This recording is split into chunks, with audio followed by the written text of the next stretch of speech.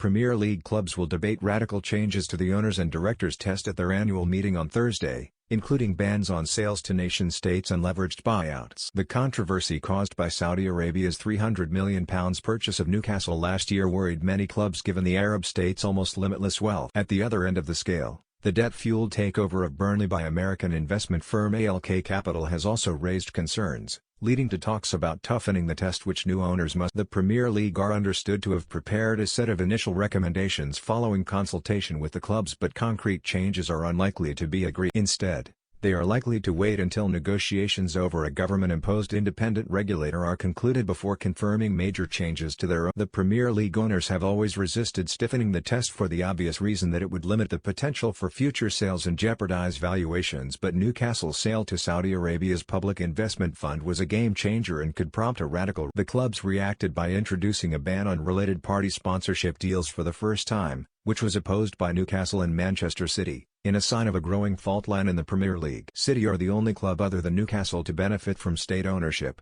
with Abu Dhabi's sovereign wealth fund owning 78%. The rest of the Big Six in particular have concerns about state ownership as more government-backed takeovers would threaten their dominance, which is based on a combination of their historical strength, owner investment and in the case of Chelsea following their takeover by Todd Boehly's group, private. Any proposed ban on state ownership would need the support of 14 clubs to be introduced, so a number of the smaller clubs would need to be brought on board. Burnley's perilous financial situation following their relegation to the Championship has brought renewed focus on the issue of leveraged buyouts, as ALK Capital have already taken out 2 loans and are in talks about securing another following their takeover. The Glazer family's purchase of Manchester United in 2005 was also funded by loans, but they have been able to use such debt to build a hugely profitable business, albeit while angering fans by failing to invest in the stadium and drawing huge dividends. The clubs will also discuss the possibility of adding an ethical element to the owners and directors test, but such a move would be fraught with legal problems. The Premier League are expected to present the clubs with a final version of the so-called Owners' Charter, which is being introduced as a result of the European Super League. Other issues up for discussion include improving the club's engagement with fans and formulating a response to the impending Gambling Act,